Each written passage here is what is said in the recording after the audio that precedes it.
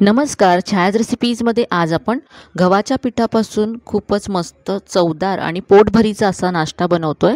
तर यासाठी इथे मी 2 कप गव्हाचं पीठ घेतलं आहे. यामध्ये 2 चमचे बेसन घालायचं आहे. बेसनामुळे रेसिपी छान खुसखुशीत होईल, त्याचबरोबर चवसुद्धा खूप छान येते बेसनामुळे. आता यामध्ये चवीप्रमाणे लाल तिखट घालायचं आहे. मी इथे 1 चमचा लाल तिखट घातलं. यानंतर चवीप्रमाणे मीठ घालायचं आहे. इथे मी अर्धा चमचा मीठ घातलं आहे. आता यामध्ये बारीक चिरलेली हिरवी मिरची घालायची आहे. ही मिरची तिखट नाही आहे, त्यामुळे थोडीशी जास्त घातली आहे. 4 ते 5 पाकळ्या लसूण किसून यामध्ये घातला आहे. यानंतर अर्धा इंच आलं किसून घातलं आहे. आता यामध्ये अर्धा चमचा ओवा घालायचा आहे. ओवा आधी हातावरती असा चोळून मग घालायचा, म्हणजे स्वाद खूप छान येतो. यानंतर अर्धा चमचा जिरं घालायचं आहे. बारीक चिरलेली कोथिंबीर घातली आहे भरपूर. यानंतर यामध्ये 2 चमचे तेल घालायचं आहे. तेलामुळे रेसिपी छान खुसखुशीत होईल. आणि आता इथे मी पालक घेतला आहे. पालकाची पानं घेतली आहेत फक्त, ती धुवून घेतली, नंतर पाणी सगळं निथळून घेतलं आणि अगदी बारीक अशी चिरून घेतलेत. तर इथे मी 1 कप पालक घेतला आहे. यातला मी अर्धा सुरुवातीला घालते.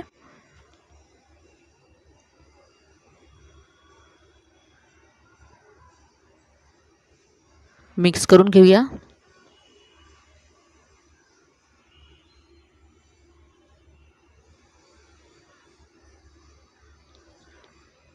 मसाले, पीठ आणि पालक सगळं छान असं एकजीव केलं आहे आणि उरलेला पालकसुद्धा इथे आता मी घातला आहे.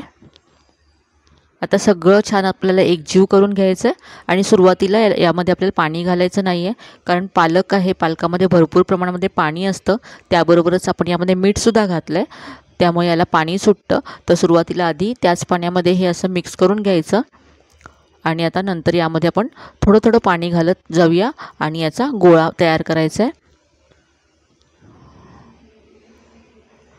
मळण्यासाठी याला खूप कमी पाणी लागतं आणि हे आपल्याला घट्टच मळायचं आहे, कारण पालकाला नंतर पाणी सुटलं की हे पीठ आणखी सैल होतं. म्हणून आधी घट्ट मळून घ्यायचं, म्हणजे पालकाला पाणी सुटलं की अगदी व्यवस्थित असं हे पीठ तयार होतं. तर इथे याचा असा गोळा आम्ही घट्टसर मळून घेतला आहे.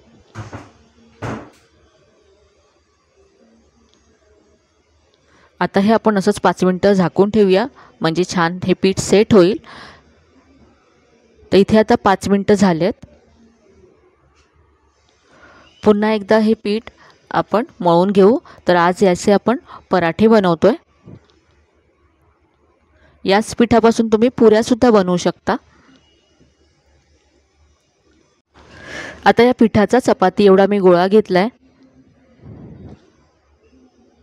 आता हा गोळा सुक्या पिठामध्ये घोळवून घ्यायचा आहे. याचा आपण पराठा लाटून घेऊ. तर आज आपण वेगवेगळ्या आकाराचे पराठे बनवणार आहोत. तर सुरुवातीला आपण चौकोनी आकाराचा पराठा बनवूया. असे वेगळ्या वेगळ्या आकाराचे पराठे बनवले की मुलांनासुद्धा छान वाटतं आणि ते आवडीने खातात. तर इथे आधी मी असा पराठा लाटून घेतला. चपातीपेक्षा थोडासा जाडसर लाटून घ्यायचा आहे. आता यावरती थोडंसं तेल लावून घ्यायचं आहे.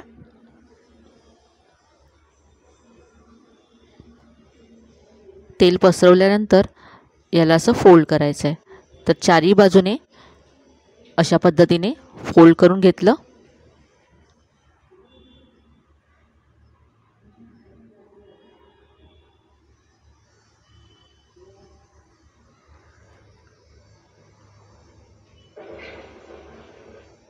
असा हा चौकोन तयार झाला आहे. आता यावरती पुन्हा थोडंसं सुकं पीठ लावायचं आहे आणि चौकोनी आकारामध्ये हा पराठा असा लाटून घ्यायचा आहे.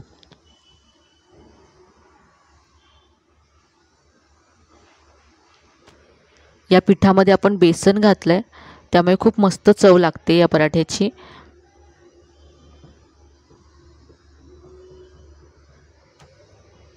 तर असा हा चौकोनी पराठा लाटून तयार झाला आहे. आता आपण त्रिकोणी आकारामध्ये पराठा तयार करू। तर इथे सुरुवातीला मी असा गोल पराठा लाटून घेतला। आता यावरती पुन्हा तेल लावायचं आहे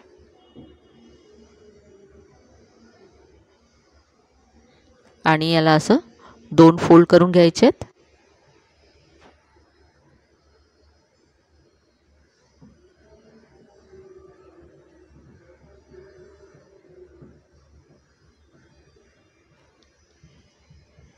आता याला आपण त्रिकोणी लाटून घेऊया। तर हा आपला त्रिकोणी आकाराचा पराठा तयार झाला। या पराठ्याला खूप मस्त लेयर्स येतात।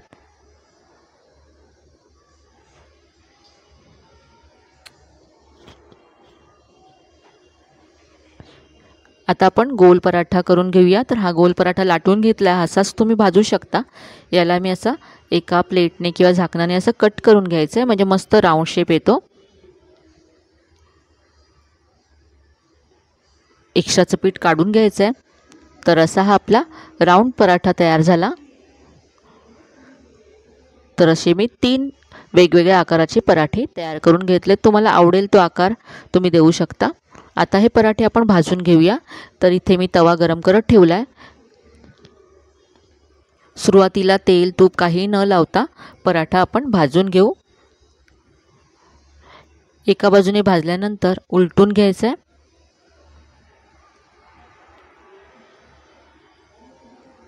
आता दुसऱ्या बाजूने सुद्धा भाजून घेऊया। दोन्ही बाजूने थोडा भाजून झाल्यानंतर आपण तेल लावून घेऊ। तुमच्या आवडीप्रमाणे तेल तूप किंवा बटर इथे तुम्ही वापरू शकता।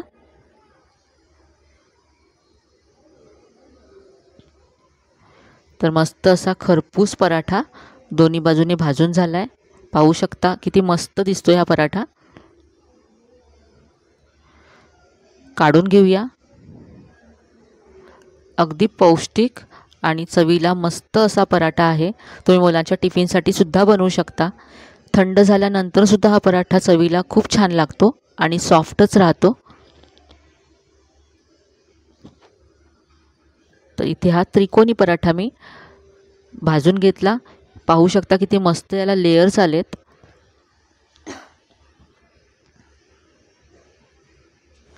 हा आपला त्रिकोणी पराठा सुद्धा तयार आहे। काढून घेऊया।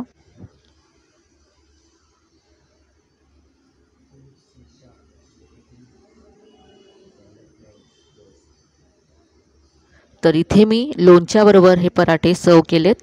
असेच सुद्धा हे पराठे खूप छान लागतात।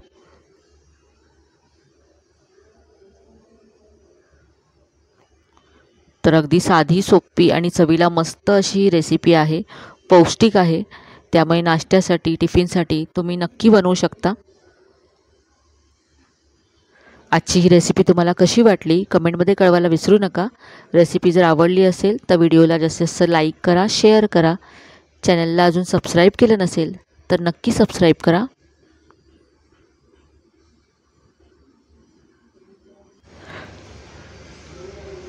तर इथे पाहू शकता किती मस्त लेयर्स आले त्या पराठ्याला।